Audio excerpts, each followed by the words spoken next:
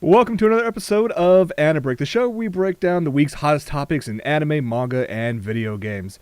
I'm Jason, and I'm actually going to start off this week with a quick review of my experience watching the 63rd annual Kohaku Utagassen, or basically the NHK's Red and White Music Festival show event thing.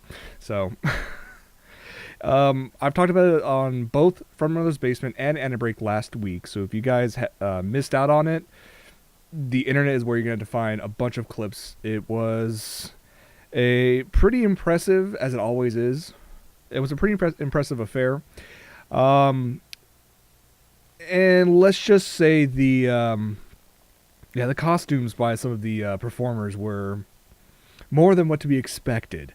Well, let's take this first shot because Kiari Pamu Pamu made her debut or debut performance at this event. First time performing here. And she decided to go a little bit freaking crazy, as she always does, both her and her backup dancers. It was, I was told, something that, well, let me phrase that. That's only part one of the costume. There was actually a more elaborate outfit that covered that, and she actually stripped down to that halfway through her performance.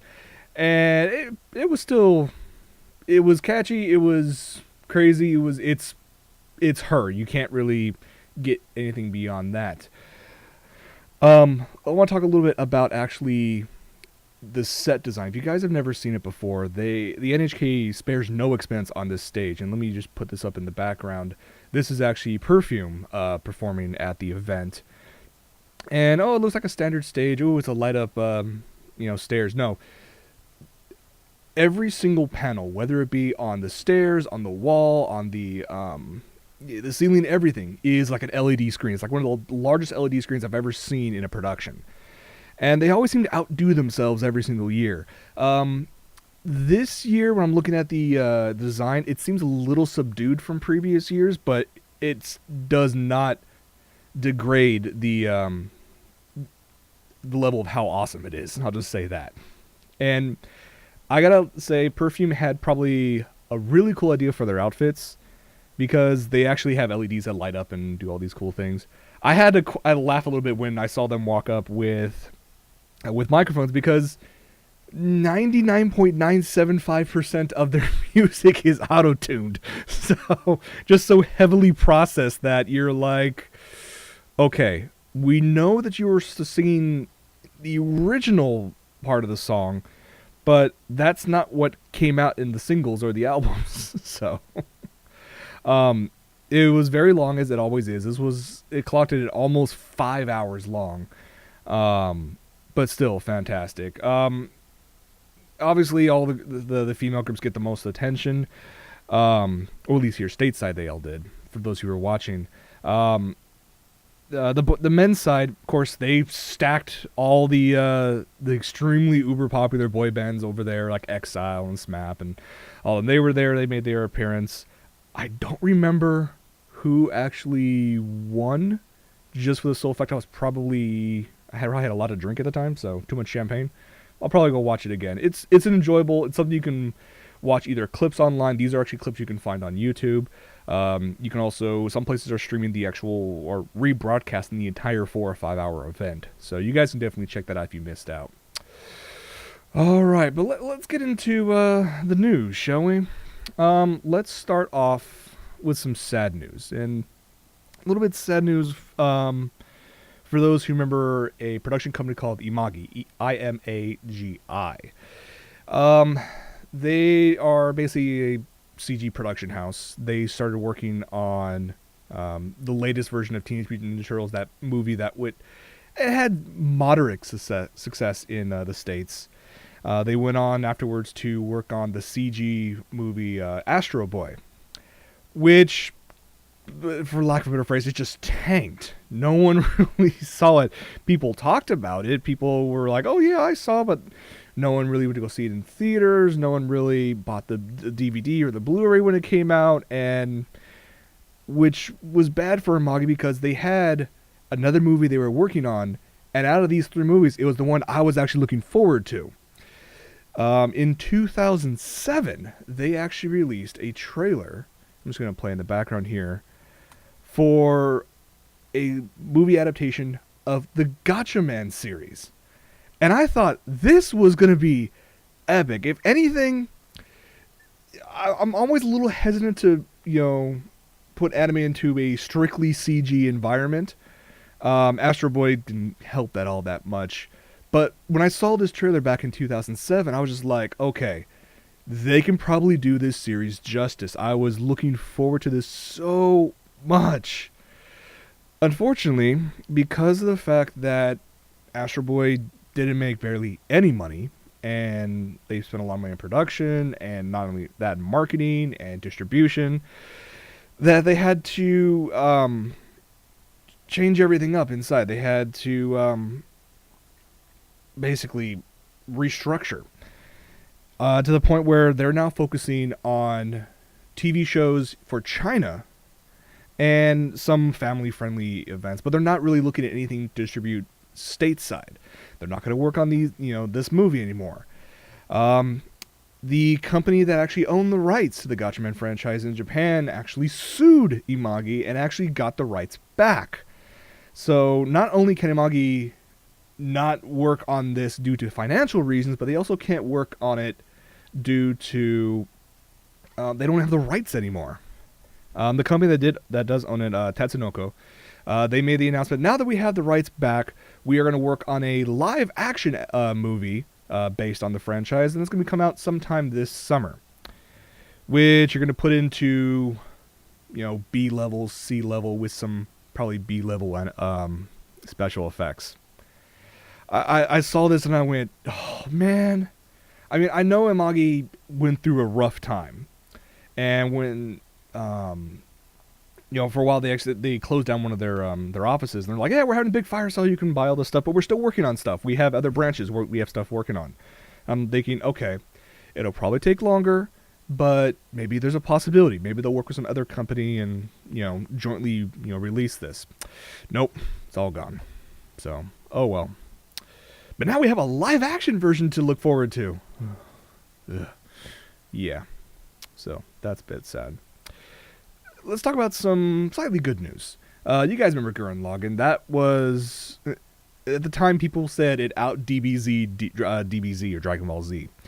Because it was just so crazy how grandiose it kept on getting. But it was still enjoyable as all hell. Great characters, fantastic, unbelievable action sequences, unique art style. They expanded the franchise by, we had the manga, the anime, they had the music videos, that whole set of, I think, like 12 or 15 videos that was fantastic in its own right. In 2013, it's actually its 5th anniversary. It's been 5 years since Gurren Lagann was released, or was broadcasted.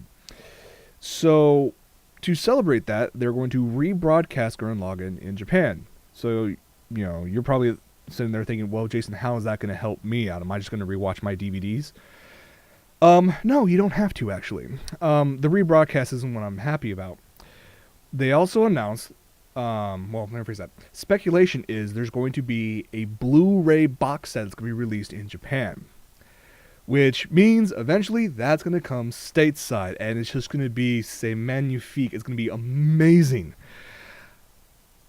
For those of you who are thinking, you know what, I'll just bypass waiting for the American companies to distribute it stateside, I'm just going to go ahead and import that. The rumored price for this Blu-ray box set, it's not going to come out until mid-June, but the MSRP is 63,000 yen. We're talking over $700. So if you have that kind of disposable income, 1, why are you watching me? 2, thank you very much. And 3, can I have a copy? I mean, that's one of those that I know there's always been talk, we've talked about on the show, of how Americans don't appreciate the same financial value to anime as fans in Japan do. But when I see something like that, oh great, Blu-ray box set, $700. Screw you, I'm gonna wait for the series to come out stateside on Blu-ray for less than $100. I might have to wait another year, but you know what? I don't care. I can save myself a lot of money. So that bit of news was a bit entertaining. And if you guys are fans of Gurren Lagann, I don't see why you aren't. It gives us hope for some really good stuff stateside. And like I said, if you have that much money and you're going to buy it from Japan, take some pictures. Let us know. All right. Well, let's talk about the new season of anime that's starting in like 5 days or less from Japan. A number of those new series have actually been announced that they're going to show up on Crunchyroll, and I think the Anime Network has made the announcement already. I'm not sure if Funimation's already made the announcement yet. I haven't come across that. But I just want to talk about a couple of the upcoming series. And you remember on From Mother's Basement where Michael and I were talking about how Hollywood does not have a single original idea amongst all of them, all the directors and producers and whatnot. The same can be said sometimes in the Japanese anime industry, just for the sole fact that if one certain show does really well in a certain genre, you can damn well expect 4 to 5 dozen clones. Let me talk about I have to show this. I was going to play in the background. So, I said during From Mother's Basement that I actually really enjoyed watching Idolmaster. But the thing is, though, I didn't like so much of the AKB 0048, which is kind of the same thing, idol show, but AKB48 is them saving the universe and flying in space and singing, and yeah, it was weird. But there is another idol-based series that's coming out. This one's called Love Live. The idea behind it is that there's this high school that will probably be closing its doors because it no longer has a large influx of new students. And they're like close to Akiba and some more upscale places. Akiba's not really upscale, but has 3 different cultures around it. And the girls there, these 9 girls, thought, you know what? The best way for us to try to save our school and to, get new students and get some more money in and whatnot, we're going to become idols. We're going to become an idol group and use our popularity to save our school. It's a simple plan, and in the anime universe, this is a very plausible plan. I'm just thinking, who thought this was a good idea to begin with? I mean, Idolmaster, okay, you have a talent agency trying to promote its girls, and you can go to the daily lives of them, and you get some cool music and behind the scenes and whatnot. That's cool. AKB 0048 is a phenomenon that you can have the girls' faces on toilet paper, and it would sell like hotcakes. This one, yeah, I don't know.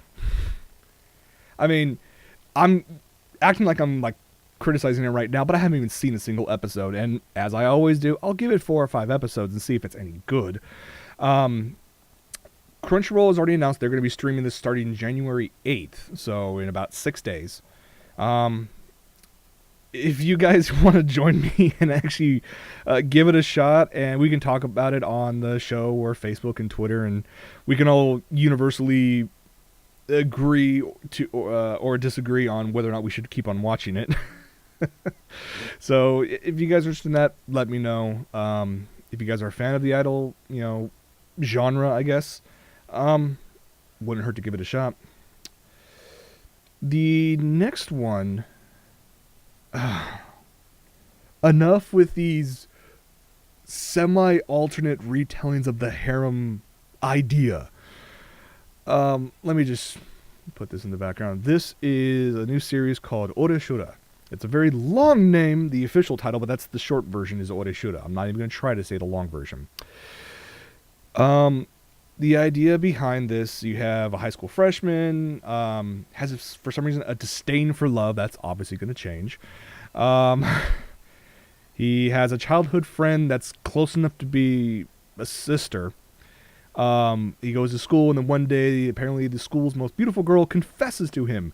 And now all these girls, including the friend/sister kind of character, now all competing for his affection. Again, I can't really. I didn't really have to say about this. Yes, it's a harem anime. Yes, they try to throw. It's not even a. They didn't even try to put an incest complex in it. Basically, they have a very good friend that's close enough to be a sister, and they're trying to almost try to follow what Nakano did last season. But yeah, what's I find hilarious is that how far they're expanding upon the characters. You had most popular girl in school. You had the best friend since childhood. You have all these other popular girls who are now interested in him. Then you also get his ex-girlfriend and apparently his fiance into this, which common logic dictates if you have a fiance, the rest of this goes out the freaking window. But it's anime, so hey. Yeah, it's. I question, like, there are original ideas in the anime industry because you have infinite possibilities. The problem is with series like, harems and with like idol series and whatnot, they take the core idea and just copy pasta that over and over again and change some things here and there in order to make it look unique. I'm the last series that like really, was original to me in some sense was Psycho-Pass. And you're not going to see many of those anymore, I'm sure. There's very few companies that can actually get away with some of that stuff, and Production IG is probably the biggest out of all of them. So, yeah, it could be good. I mean, Oda should have, at least it has a decent voice cast. You have people who voice characters from Pekuro Sakuraso, Kill Me Baby, Steins Gate, Nanaha, Naruto. I mean, you have a decent, voice cast. And it should be fun for at least a few episodes. Let's get on to some other news real quick. I know I talked a couple weeks ago about, Lucky Star. I think its 10th anniversary is coming up for 2013. And there was going to be an announcement of something, possibly more. A lot of us took this as, oh, cool, they're going to create an OVA or maybe a movie or, God willing, to be a really cool second season. No. This was actually shown at the Shinto shrine in the Washinomiya shrine. That's very tied into, I should say, with the Lucky Star series. And this was actually posted up there. This is an announcement saying that a spin-off of the manga is actually receiving an anime adaptation. So essentially we are getting a pseudo-sequel featuring some of these same characters, but they're going to focus on a whole different set rather than the original 4. So the original 4 from Lucky Star will probably make cameos in multiple occasions. But you know what? It's going to be a hell of a lot of fun. I'm looking forward to it. No word yet when it's going to be released. They just said sometime in 2013. And given the fact they're just announcing it now, leads me to believe it's probably not going to be maybe until fall. But oh well, it's worth the wait. Quick side note, I've been talking about a game series called Hyperdimension Neptunia. It is... how can you describe sci-fi moe harem gun battle game RPG? It's fun. Not surprising, an anime has been announced, and thankfully it's going to be produced by Studio David Production. They're currently working on the JoJo's Bizarre Adventure TV series, which just looks amazing, absolutely epic. So this is the first image we have from the series. We don't have any more information other than the first episode is going to be released this upcoming summer. If you're a fan of the games, you're going to enjoy this. If you have never heard of the games before, play the first one, and you can probably find it used at your local game store.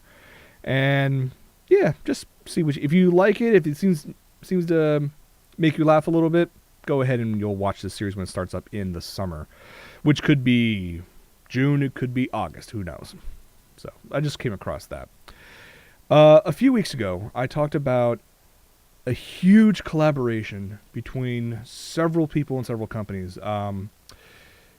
The official title is Suicide no Galgantia, or basically translation, Gargantua on the Verdous Planet. It's an odd name. Maybe this image here will actually remind you. This is going to be produced by Production IG. It's being directed by Kazuya Murata. And it's being written, the whole script, by Gen Urobuchi. So win on top of win on top of win. Now, it could fail, but you have this much talent backing this one series. It's kind of hard to, for that to happen. And they released finally some footage to check out. And the quality, my God, the quality. It looks amazing. The whole idea behind the story is you have a young soldier who is marooned on a watery frontier planet. And he meets up with the inhabitants who live on convoys of ships. Basically, just, scrap metal and old busted ships all thrown together to make these huge, like atolls, if you want to call them. It looks good. The quality is there. I mean, there is a decent amount of CG, of course, with the mechs and whatnot.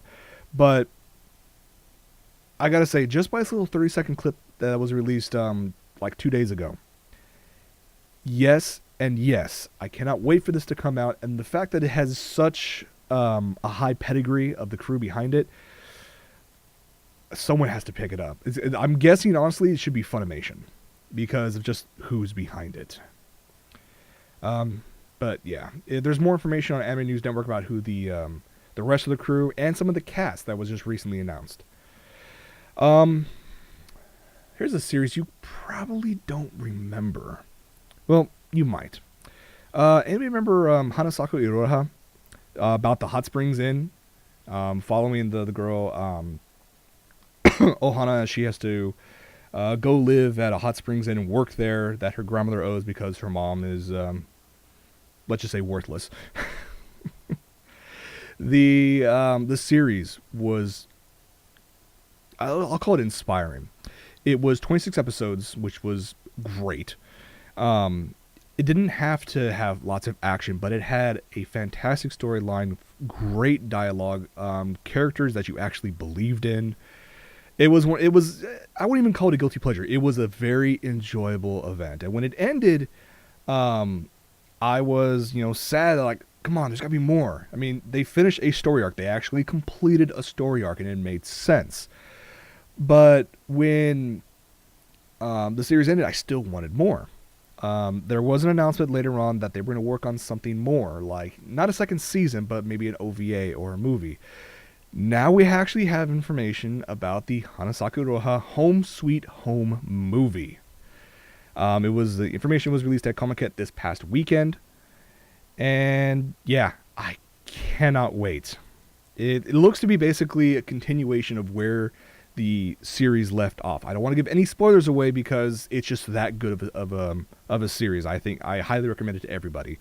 You don't have to worry about, fan service or being crazy or over the top. No, this is a very down to earth. This could easily be turned into a J-drama and still be just as good. So you guys want to check this out. The movie is going to be released later in 2013. Let's continue on where the series left off, which I'm so thankful for because I want to see what happens. Cannot wait. Let's talk about, and I know I'm going through a lot here, but we have about 4 or 5 more things in terms of what's coming up this year. You guys remember that series Upote, right? The girls that were actually assault rifles and they were training to fire their own weapons, which was alternates of themselves. It was over the top, cutesy moe, made no sense whatsoever, but still. I actually got through the entire series. I don't know how. I think copious amounts of booze were needed, but I did get through it. Oh god, the things about the main girl getting, turned on by the fact that her teacher actually has the perfect firing stance and how she's going to explode, and I'm like, okay. Well, when I heard about a new series about high school girls with guns, I was like, oh no, not more of this.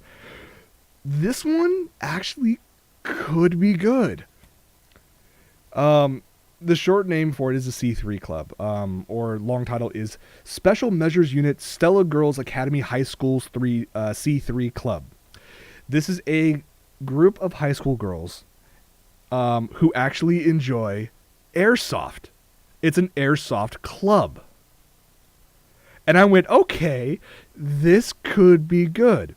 I actually found some of the manga online, and what's great about it is that not only is there an insane attention to detail on the weapons themselves, not only on the actual guns, but the airsoft counterparts. It's very, very lighthearted, but not cheesy to the point where it's upote cheesy, but lighthearted as in, I would say almost K-On! Lighthearted, where you can actually still enjoy it, and it looks to be a lot of fun. The manga has a few volumes out. I need to find more. I need to find and import a lot more. They announced this on January 1st. It's going to come out sometime in 2013. Not sure exactly when yet. But this one actually has a chance to be decent. It's not going to be anything super serious. Oh my god, you must sit there and watch all the time. But this could be like a lighthearted series where you come home from work or school and you're like, you know what? I want to watch something that's enjoyable that I don't have to think. And that's going to be something you might enjoy. That, or you can also watch Pet Girl Sakura Soap. That's going in a totally different direction. So yeah, an anime about an airsoft high school girls club. Yeah, could be good. Alright, I have to show this trailer just because the first season was just insane already. Do you guys remember in 2010, Hyaku Ronin Samurai Girls? Basically a bunch of every single type of fantasy girl you can think of, every type of body type, and they all are fighting in feudal Japan at this school. Of course, they're all fighting to work, increase grades and whatnot. And it had a very liberal use of ink blots. Let's just say that. It had a decent story, and the action was good, but I mean, the fan service was just over the top to the point where it was just comical. And when it was over, I was like, okay, cool, that was done, move on to something else. No, they decided to work on a follow-up. I'm going to full screen this because I have to. This is the preview for Hyaku Ronin Samurai Bride.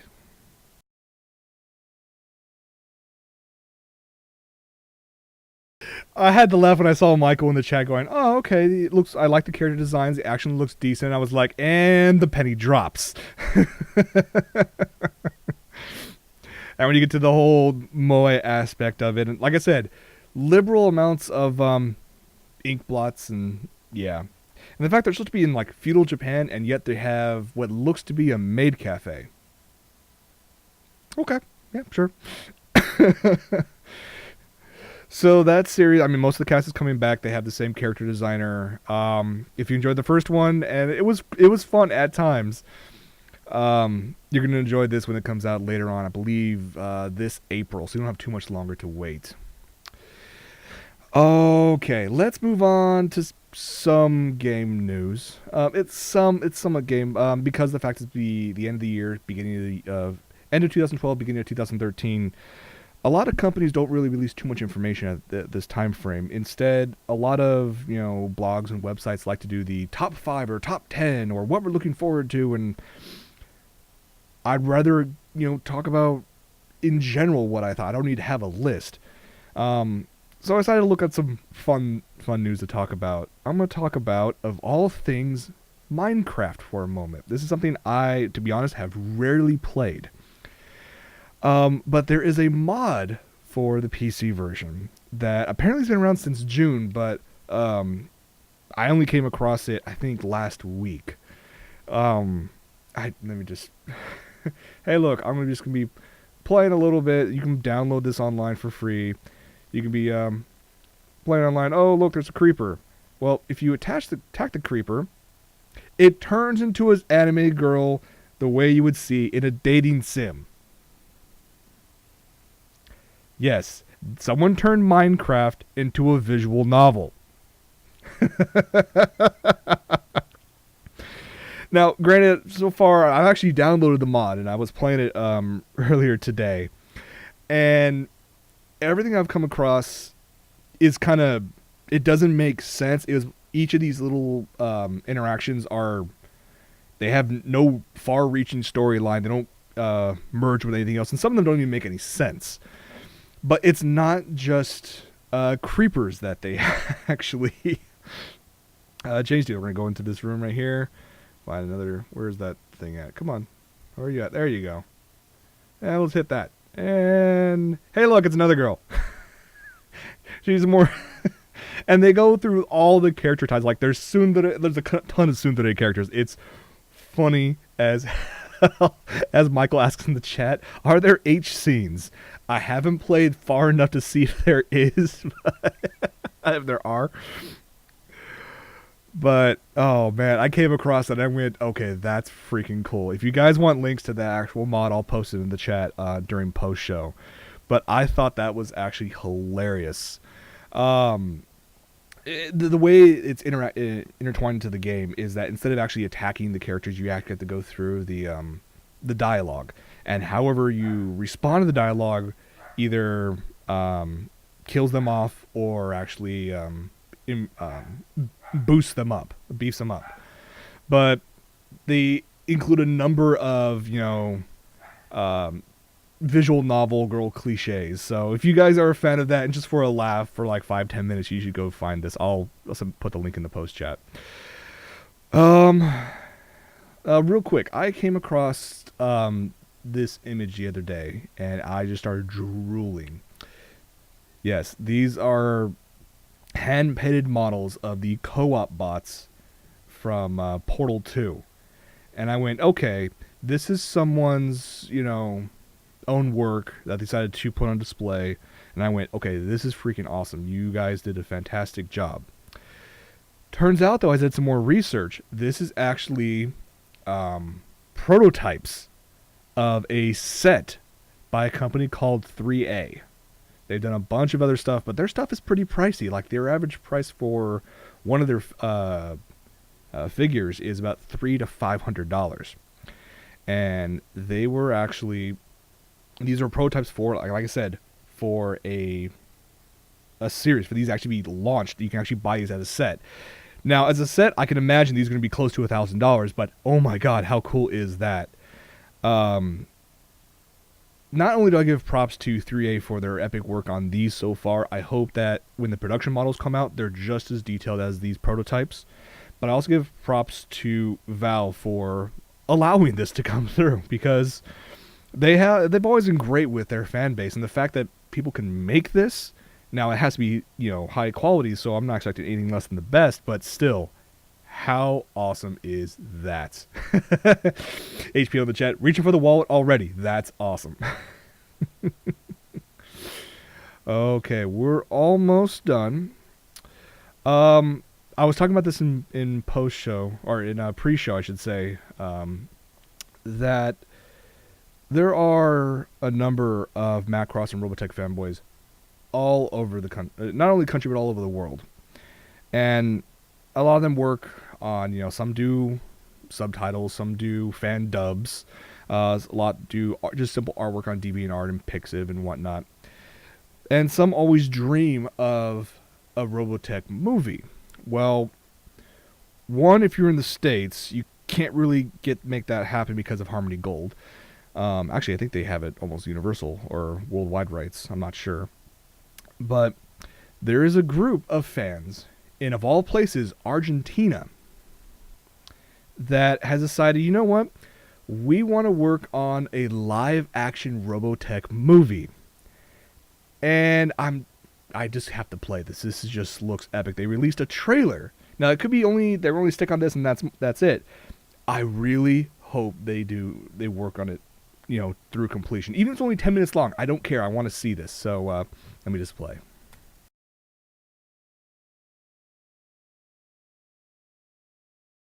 Yes, yes, yes. Yes, it just needs to happen. That just looks just so epic. Now, the people have been working on this. You can follow them at facebook.com/ I think it's Robotech Valkyrie project.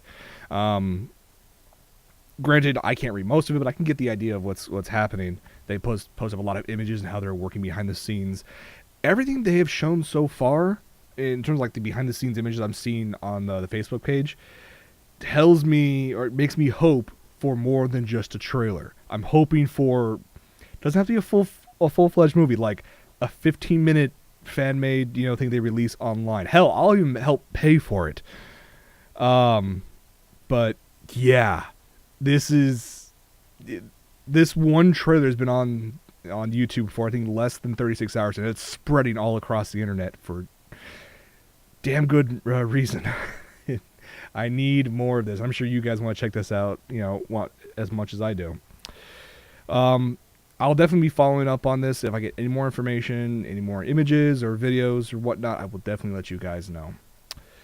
But that's about it for this episode of AniBreak. I want to remind you guys that this weekend at Anime Los Angeles, there actually is going to be a panel, the From Our Mother's Basement live panel. Unfortunately, Michael has some work to do with Japan Expo, but it's all good. So what's going to happen is I'm going to be there. I'm still going to do the panel. Maybe I can get Michael to Skype in if I can get an actual connection. I'll find out. But it should be a hell of a lot of fun no matter what's going to happen.